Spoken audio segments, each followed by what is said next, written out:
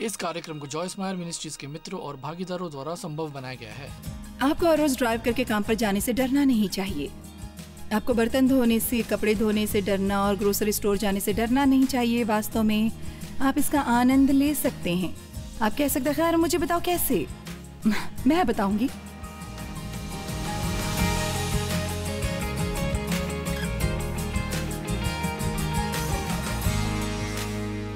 ठीक है, इस सप्ताह मेरे पास आज रात, कल सुबह, कल दोपहर के लिए 3 संदेश हैं। मैं आनंद और आनंद लेने पर सिखाने वाली हूँ, लेकिन आनंद से भी ज़्यादा मैं आनंद लेने के बारे में बात करने वाली हूँ। अपने जीवन का आनंद कैसे लें, और न केवल छुट्टियों का या एक पार्टी का या ख़रीदारी के लिए जाने का या उन गिने चुने दिनों का जब वास्तव में आपके साथ कुछ बहुत ही रोमांचित घटता है, क्योंकि हम सब जानते हैं कि वे हैं, आप कह सकते हैं हमारे जीवन में वो बहुत कम है, लेकिन हर समय उस पहाड़ की चोटी पर नहीं रहते। बहुत सा जीवन, ज़्यादातर जीवन साधारण है। ये है, उठो, सोने जाओ, काम पर जाओ, घर जाओ, बर्तन साफ करो, कार का तेल बदलो, घास काटो, ग्रोसरी स्टोर जाओ, कपड़े धो, खाना पकाओ, हर किसी को इसे गाते देखो, गंदगी साफ करो, अगले दिन फिर से उठो, काम पर जाओ। और मेरा मानना है कि एक रास्ता है जिससे हम आनंद ले सकते हैं। परमेश्वर की सहायता से हम जो कुछ भी करते हैं उसका आनंद ले सकते हैं। उदाहरण के तौर पर, यदि मैं यहां से बाहर चली जाऊं और कहूं,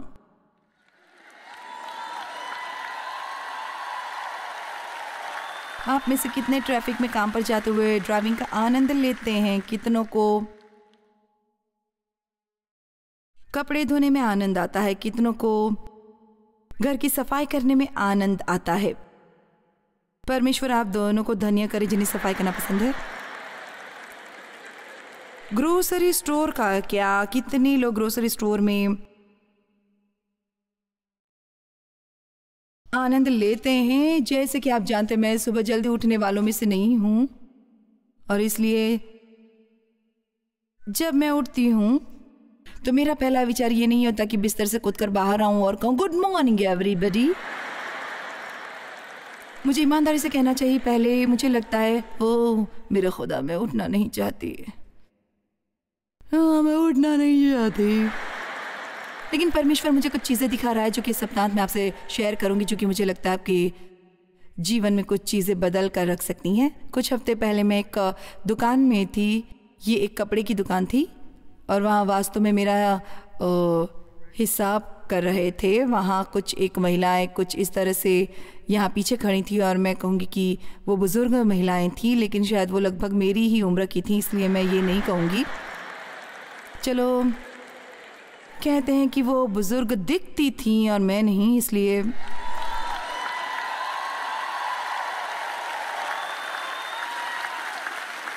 बेहतर हो कि आप सहमत हो, क्योंकि मैं असल में इस पर बहुत मेहनत करती हूँ। और उनमें से एक ने दूसरे से कहा, तो आप कैसी हैं? और उसने कहा, खैर आप जानती हैं, मैं बस दिन गुजार रही हूँ।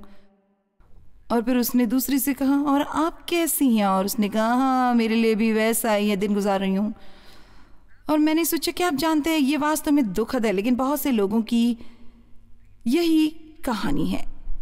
गुजर रही है, चल रहा है, और परमेश्वर के पास हमारे लिए इससे कहीं ज्यादा है, बहुत ज्यादा। परमेश्वर के बारे में ऐसा कुछ नहीं है जिससे बच के निकलना मुश्किल है। ईश्वर क्या है? वो सर्वशक्तिमान ईश्वर है। वो ज़रूरत से ज़्यादा है, केवल ज़रूरत भर का नहीं, नाम मात्र का नहीं, लेकिन ज़रूरत से कहीं ज़्यादा है। अब मुझे इसे मुद्दा बनाने दो कि हर एक जो यहाँ है वो खुश है। यदि आपके पास यीशु है, आप खुश हैं। ये आप में है, ये आपकी आत्मा में है, लेकिन शैतान इसे बाहर आने या हमें इसका एहसास कराने से रोकने के लिए बहुत कोशिश करता है, क्योंकि प्रभु का आनंद आपकी मजबूती है। मेरा मानना है कि आनंद शक्तिशाली है। मेरा मानना है कि आनंद रोग दूर करने वाला है। मुझे लगता है कि सबसे ज़्यादा खुश वे लोग हैं जो सबसे अच्छा महसूस करते हैं। आमीन। और इसलिए मुझे लगता है कि हमें जितना हो सके उतना खुश रहना चाहिए। और खुशी कुछ भी है, उल्लास से लेकर एक निश्चित हर्ष तक। इसलिए आनंदित रहने का मतलब ये नहीं कि आप जीवन भर हंसते रहे और खिलखिलाएं, लेकिन इसका मतलब ये है कि आपके जीवन में एक निश्चित आनंद रहना चाहिए। अब अलग अलग लोगों के अलग अलग व्यक्तित्व होते हैं। मेरी बेटियों में से मेरी 2 बेटियां हैं, उनमें से एक वास्तव में मजबूत है, लेकिन जब मैंने विशिष्ट व्यक्तित्वों को अध्ययन किया, उसे तो खुश मिजाज रहना चाहिए। वो वास्तव में सुबह जल्दी उठने वालों में है। सबको सुप्रभात, आप कैसे हैं, ये साधारण सी छोटी छोटी चीज़ों के बारे में रोमांचित तो हो जाती है। और मैं आपको बता सकती हूँ, ये इसलिए नहीं कि वो दूसरों की तुलना में अधिक आध्यात्मिक है। वो एक आध्यात्मिक लड़की है और परमेश्वर से प्रेम करती है और उसका वचन सिखाती है, लेकिन ये उसका व्यक्तित्व है। इसलिए हमें सीखना चाहिए कि हमारे व्यक्तित्व सभी से अलग हैं। लेकिन एक दिन उसने मुझे फ़ोन किया, वो मेरे घर आई थी और फिर बाद में उसने फ़ोन किया। उसने कहा, ओ आपके घर से निकलकर मैं थोड़ी और क्रिसमस लाइट्स के ख़रीदा के लिए आई थी। और उसने कहा मैं इतनी उत्तेजित हो गई कि मेरी तो जैसे जान ही निकल गई। अब आपको पता चला मेरा क्रिसमस अच्छा होता है, मुझे अपनी लाइट्स पसंद है, लेकिन अभी उसके लिए मेरी जान निकलना बाकी है। बस ये मेरे व्यक्तित्व चक्र में नहीं है। आमीन। इसलिए जब मैं कहती हूँ कि आप अपने जीवन के हर हिस्से का आनंद ले सकते हैं, आप जानते हैं, मेरा मतलब ये नहीं कि ज़रूरी नहीं कि आप उसके जैसे हों या शायद किसी और के जैसे हैं। आप में से कितने हैं जो किसी ऐसे के जैसे होते हैं, वो बस हर चीज़ पर खत बताने लगते हैं, उछलते हैं। खैर, यदि आप बस ईमानदार हैं, यदि आप ऐसे हैं जैसे ए टाइप के बहुत गुस्सैल, कभी कभी क्या आप भी नाटक करते हैं? क्योंकि आप जानते हैं, आप एक तरह से सोच रहे हैं, ओ मुझे नहीं लगता अपनी क्रिसमस लाइट्स के लिए किसी की जान नहीं जाती।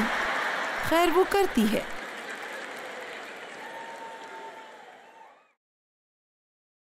आनंद लेना।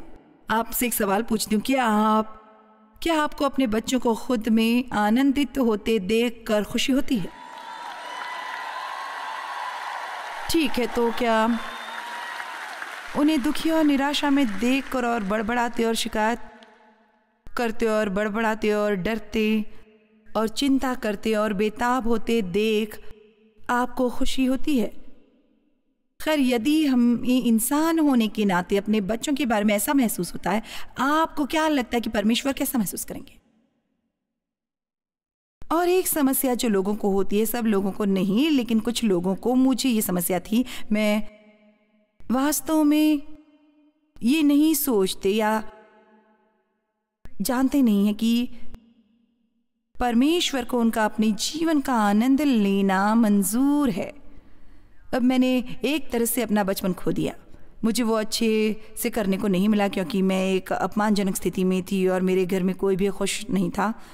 और मुझे याद है, वास्तव में हंसने और खेलने से मुसीबत में पड़ना, ये सब शोरगुल बंद करो, मेरे पिता कहा करते। और इसलिए यदि मुझे अपने काम करते से लोगों को खुश करना बेहतर लगता था, इसलिए मुझे बस ऐसा लगता था कि काम करना आनंद लेने से बेहतर था। इसलिए जब तक मैं करीब 50 की होने तक थी, तब मैंने अपने आप में आनंदित होने का एक भी मौका हासिल नहीं किया, क्योंकि मैं खुद को अपराधी महसूस करती थी, क्योंकि मुझे लगता था कि मुझे ये नहीं करना चाहिए। अब यदि मैं सही हूँ तो इस सम्मेलन में कुछ लोग हैं, और वैसे भी मैं सही हूँ। इस सम्मेलन में कोई है, शायद बहुत से कोई हैं, कि यदि मैं आपसे कहूँ कि यहाँ जो बैठे रहेंगे और इस पूरे सम्मेलन का आप आनंद नहीं लेंगे क्योंकि आप उन सब चीज़ों के बारे में सोचते रहेंगे जिन्हें शायद आपको घर पर रखना चाहिए था, जब आप वापस जाते हैं तो वो आपका इंतज़ार करते मिलेंगे। आइए भी मैं आपको अपना हाथ आगे पीछे करते देखना चाहती हूँ। ठीक है, खैर कई सौ लोग हैं। ठीक है, इसका क्या मतलब है? मैं आपको कुछ बताती हूँ जो मैंने सीखा है। यहाँ गंदगी होगी कल।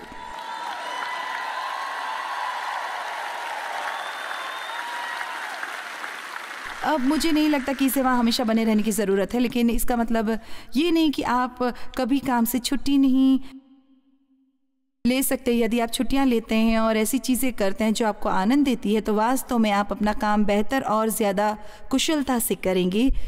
ये भी आखिर उस पॉइंट पर पहुंच गई हूँ जहाँ मैं दिन भर में 5 मिनट की छुट्टी लेती थी। मैं एक काम से दूसरे काम पर, दूसरे से तीसरे, तीसरे से चौथे, और अब मैं उस पॉइंट पर हूँ जहाँ यदि मैं, जैसे मेरे व्यायाम के बाद मैं अपने प्रशिक्षक के साथ सोमवार, बुधवार और शुक्रवार को व्यायाम करती हूँ। खैर मैं करती हूँ तो थक जाती हूँ। खैर मेरा अगला काम क्या होता है? सफाई करना। तो मैं सीधी नहाने जाती हूँ, अपने बाल ठीक करती हूँ वगैरह वगैरह वगैरह। नहीं, अभी नहीं, मैं अपनी आराम कुर्सी पर जाती हूँ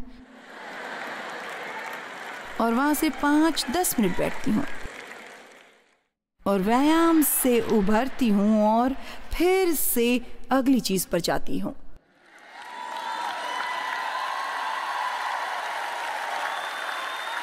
और आप हैरान होंगी कि कैसे ये छोटे से 5 मिनट, छोटी सी छुट्टियाँ आपको पहले जैसे करने और आपको तरोताज़ा करने और पूरी तरह आपको अपने दिन का आनंद लेने में मदद कर सकते हैं। हालांकि ये बहुत कुछ नहीं, सिर्फ मामूली चीज़ों की देखभाल कर रहा है। अब हम तकरीबन 4 वचनों पर नज़र डालने वाले हैं और मैं चाहती हूँ कि हम इन पर संजीदगी से नज़र डालें, क्योंकि जब परमेश्वर ने मुझे सिखाना शुरू किया तो वो चाहता था कि मैं अपने जीवन का आनंद लूँ, कि मैं केवल काम काम काम काम काम बढ़ाने के लिए नहीं बनी। ये कुछ ऐसे बाइबल के वचन थे जिनमें परमेश्वर ने मेरा नेतृत्व किया, जो वास्तव में आंखें खोलने वाले थे। यूहन्ना अध्याय 10 वचन 10। और वास्तव में ये मेरे लिए महत्वपूर्ण होना चाहिए, क्योंकि हम अपने टीवी प्रोग्राम को कहते हैं एंजॉय एवरीडे लाइफ, और ये सिर्फ इसलिए था क्योंकि मेरे लिए ये करना सीखने वाला समय बहुत कठिन था। और आप में से कुछ को ये मूर्खतापूर्ण लग सकता है, लेकिन आप में से कितने हैं जिन्हें ये बिल्कुल मूर्खतापूर्ण नहीं लग रहा है और आप बिल्कुल जानते मैं क्या कह रही हूँ? ठीक है, खैर आप में से अधिकांश हैं, इसलिए ऊपर वाले तेरा शुक्रिया। यूहन्ना 10 वचन 10। चोर किसी और काम के लिए नहीं परंतु केवल चोरी करने और घात करने और नष्ट करने को आता है। मैं इसलिए आया कि आप में से कितने खुश हैं कि यीशु आया। इसे जिस तरह प्रस्तुत किया गया मुझे अच्छा लगता है, वो ये कि शैतान क्या करने आया था। मैं इसलिए आया कि वे जीवन पाए और उसका आनंद लें, न केवल उसको पाना बल्कि इसका आनंद लेना और बहुतायत से पाएं, इतनी बहुतायत में जब तक कि छलकने लगे, हर कह सके मैं अपने जीवन का आनंद लेने वाला हूँ। देखो, हम सब स्वाभाविक जीवन जीता है, लेकिन परमेश्वर इसमें सुपर जोड़ देता है।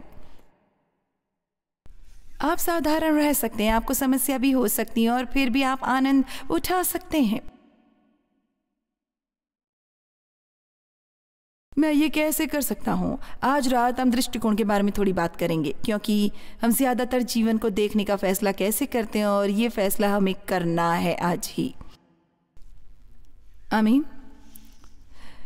ठीक है, इस वाक्यांश पर ध्यान दे जो कहता है बहुतायत, पूरा और भर कर बहने वाला। न केवल आपके लिए नाम मात्र को काफ़ी है, बिल्कुल नहीं। ओ, मैं दिन गुजार रही हूँ, लेकिन अपने आप के लिए पर्याप्त खुशी और कुछ दूसरे लोग पर भी गिरे, ताकि आपके पास जो है उनके लिए उन्हें थोड़ी भूख और प्यास हो। यीशु लोगों को सिखाता है कि उनमें रहे। यूहन्ना अध्याय 15 उसमें रहने के बारे में है। यदि तुम मुझ में बने रहो और मेरी बातें तुम में बनी रहे तो जो चाहो मांगो और वो तुम्हारे लिए हो जाएगा। यदि तुम मुझ में बने रहते हो तो तुम बहुत सा फल पाओगे। और ये वचन 10 तक बने रहने के बारे में ऐसे ही जारी रहता है। मेरे प्रेम में बने रहो। बने रहने का मतलब है जीवित रहना, बसना और रहना, या इसका मतलब है आराम करना। यीशु में रहो, आराम करना है। और फिर वचन 11 में वो कहता है, ये बातें मैंने तुमसे कही हैं बने रहने के बारे में सब बातें। वो कहता है, मैंने ये बातें तुम में इसलिए कही हैं कि मेरा आनंद तुम में बना रहे और तुम्हारा आनंद पूरा हो जाए। इसलिए मुझे नहीं लगता कि हम कोई आनंद उठाने वाले हैं यदि हम परमेश्वर में विश्राम करना नहीं सीखते हैं। आप एक ही समय में चिंता करना और चिंतित होना और अपने जीवन का आनंद लेना नहीं कर सकते। आमीन। और आप थके मांदे होते हुए और इतने थके हुए कि पूरा दिन हिल डुल नहीं सकते और आप अपने जीवन का आनंद नहीं उठा सकते। हम अपने जीवन में कुछ संतुलन रखना चाहेंगे और आनंद का एक बड़ा हिस्सा हमें जीवन के कठिन समय में से गुजरने और उसे उबरने में सहायता करता। और विस्तारित में लिखा है, मैंने तुमसे ये बातें कही थी कि मेरा आनंद और सुख तुम में हो सकता है और तुम्हारा आनंद और तुम्हारी खुशी पूरी मात्रा में और मुकम्मल और बह निकलने की हो सकती है। और फिर यूहन्ना अध्याय 16 वचन 24 में कहता है, अब तक तुमने मेरे नाम से कुछ नहीं मांगा, मांगो तो पाओगे ताकि तुम्हारा आनंद पूरा हो जाए। विस्तारित बाइबल में लिखा है, मांगो और पाओ ताकि तुम्हारा आनंद पूरा हो सके। और मुझे लगता है हम मांगते बहुत हैं लेकिन हमारे पास रुकने का और पाने का समय है ही नहीं। धन्यवाद। ये ठीक है, इसके बारे में सोचिए। मैं चाहती हूँ आप इस बारे में सोचिए, क्योंकि मैं आपको बताऊँ शैतान को कुछ भी इतना पागल नहीं बनाता सिवाय इसके कि जब आप किसी भी तरह की परिस्थिति में आनंद लेना सीख जाते हैं। आपको काम पर हर रोज़ ड्राइव करके जाने में डरना नहीं चाहिए। आपको बर्तन धोने से डरना और कपड़े धोने से डरना और ग्रोसरी स्टोर जाने से डरना नहीं चाहिए। वास्तव में आप इसका आनंद ले सकते हैं। आप कहते हैं, खैर मुझे बताओ कैसे। मैं बताऊंगी। मुझे इसे रोक के रखने में मुश्किल हो रही है लेकिन मैं आपको इंतजार करवा रही हूं। मांगो और पाओ, मांगो और पाओ ताकि तुम्हारा आनंद पूरा हो सके। आप जानते हैं बहुत से लोग पाने में इतने अच्छे नहीं होते। आपको वास्तव में ये अच्छा नहीं लगता जब आप किसी को कुछ देने की कोशिश करते और वो नहीं नहीं नहीं नहीं नहीं नहीं नहीं नहीं नहीं नहीं नहीं नहीं नहीं कहते रहते, बिल्कुल नहीं, आप क्या लेंगे। कृपया इसे ले लो। और बहुत बार हम जानते नहीं हैं कि परमेश्वर से कैसे प्राप्त करें। देखो, आज रात आप में से कुछ को परमेश्वर की दया पाने की जरूरत है। आओ भी, ये मुफ्त उपहार है और आप अभी तक अपने आप पर उसके लिए नाराज हैं जो आपने 1 साल पहले किया था। और आपने परमेश्वर से आपको माफ़ करने के लिए कहा था और आपने मान भी लिया कि उसने किया, लेकिन आप स्वयं को माफ़ नहीं कर पा रहे क्योंकि आप परमेश्वर की दया पाना नहीं चाहते। दया परमेश्वर की आपके प्रति भलाई है जबकि आप इसके लायक नहीं है। वास्तव में दया को प्रमाणित करते ही आपको आनंद देगा। और फिर यूहन्ना अध्याय 17 वचन 13 वो कहता है, मैं आपके लिए केवल विस्तारित में से पढ़ने जा रही हूँ। खैर, मैं आपके लिए दोनों में से पढ़ूंगी, नीव और विस्तारित से। परंतु अब मैं तेरे पास आता हूँ और ये बातें जगत में कहता हूँ कि वे मेरा आनंद अपने में पूरा पाए, लेकिन अब विस्तारित पर नजर डालें। और अब मैं तेरे पास आता हूँ, मैं ये बातें कह रहा हूँ जबकि मैं अभी भी संसार में हूँ, ताकि मेरा आनंद उनमें पूरा और पूर्ण उचित हो सके। कि वे क्या कर सकते हैं? क्या? ओ मेरे खुदा, आपका मतलब है कि ये सिर्फ विश्वास की बात नहीं है, लेकिन ये वास्तव में चाहता है कि हम उसके आनंद का अनुभव करें और जीवन में आनंद लेने का अनुभव करें। आप जानते हैं, मैं पूरी तरह विश्वास के लिए हूँ और विश्वास में विश्वास करती हूँ और विश्वास में प्रतीक्षा करती हूँ। लेकिन आप जानते, एक समय ऐसा भी होता है जब मैं भी इसे पाना चाहती हूँ, मैं इसे पाने का अनुभव करना चाहती हूँ और मैं किसी को बताने में सक्षम होना चाहती हूँ कि ये असली है। चलिए भी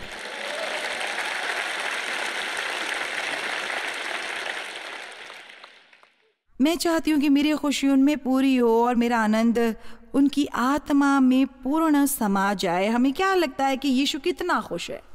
वो कह रहा है, मैं चाहता हूँ कि तुम भी वैसे ही खुश रहो जैसा मैं हूँ। मैं चाहता हूँ कि मेरे जैसा आनंद तुम्हारे पास भी हो। मैं चाहता हूँ कि तुम जीवन का आनंद वैसे लो जैसे मैं जीवन का आनंद लेता हूँ। आपके बारे में नहीं पता, पर मुझे ये बहुत अच्छा लगा। मेरा मानना है कि आनंद के बारे में शिक्षा बहुत बहुत महत्वपूर्ण है। हमें विश्वास करना चाहिए कि परमेश्वर चाहता है कि हम अपनी जीवन का आनंद लें। क्या हर एक कह सकता है परमेश्वर चाहता है कि मैं अपने जीवन का आनंद उठाऊं?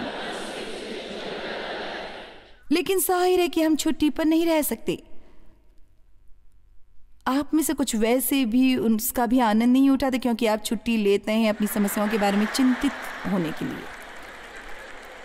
अब हमें जीवन में ख़ास चीज़ों की ज़रूरत है और कभी कभी आप उस स्तर पर पहुंच जाते हैं जब आप सिर्फ ऐसा महसूस करते हैं जैसे मेरे खुदा तुझे वास्तव में मेरे लिए कुछ करने की ज़रूरत है, मुझे कुछ दिखा। और मुझे परवाह नहीं कि आप कौन हैं या आप क्या करते हैं। हम सभी किसी समय पर उस पॉइंट पर आते हैं। हम अभी उस दौर से गुजरे हैं जहाँ मैंने कहा मैं लंबे समय से यहाँ विश्वास से काम कर रही हूँ, तुझे ही मेरे लिए कुछ ख़ास करना चाहिए। और परमेश्वर से मांगना कि वो आपके लिए कुछ ख़ास करे, तो इसमें कुछ भी गलत नहीं है जब आप महसूस करते हैं कि आप वास्तव में उस पॉइंट पर हैं जहाँ आपको इसकी ज़रूरत है। और मैंने इसके बारे में कुछ दिन प्रार्थना की और निश्चित रूप से तब से 3 या 4 चीज़ें हो चुकी हैं। आपके लिए शायद इतना महत्व नहीं होगा, लेकिन मैं मानती थी ये परमेश्वर की ओर से मेरे लिए एक संकेत था। आपको अच्छा नहीं लगता? मैंने तुझे सुना, मैं तेरी परवाह कर रहा हूँ। और अक्सर हम क्या करते हैं कि हम परमेश्वर के पास जाकर उससे कुछ मांगने की बजाय हम लोगों पर नाराज़ होते हैं कि वे हमें वो नहीं दे रहे हैं जो हमें लगता है कि हमें मिलना चाहिए। आइए भी, आपने सुनी मेरी बात? खैर, मैं देव पर गुस्सा हूँ क्योंकि उसने ये नहीं किया, वो नहीं किया। खैर, मैंने सालों साल ये किया और मैं आपको बता सकती हूँ कि ये बेकार है। ये उस व्यक्ति को बदलने वाला नहीं है जिससे आप विवाहित हैं। अपने आनंद की कमी के लिए उन्हें दोष देना बंद करें।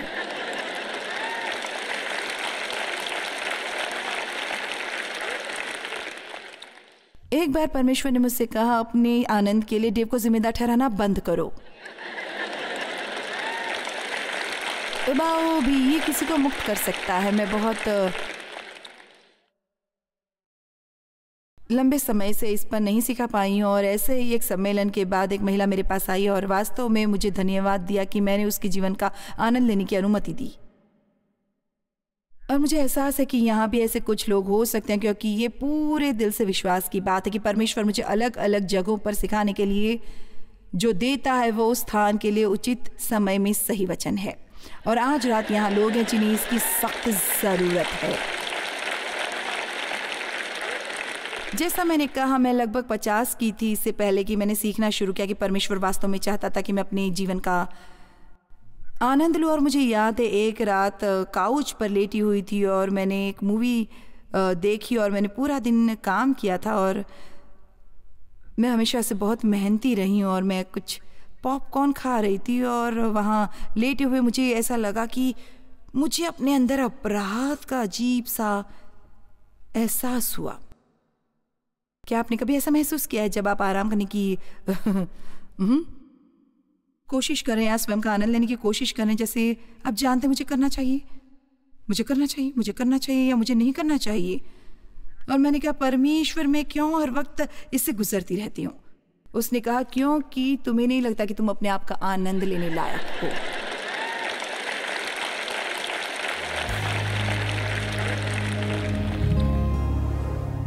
परमेश्वर की सहायता से हम हर उस चीज़ का आनंद ले सकते हैं जो हम जीवन में करते हैं और इसमें हमारे रोज़मर्रा के साधारण काम भी शामिल हैं जिनका हम सामना करते हैं। हालात से फ़र्क नहीं पड़ता, अपने आप को जीवन का आनंद लेने की अनुमति दे। अभी से शुरू करें।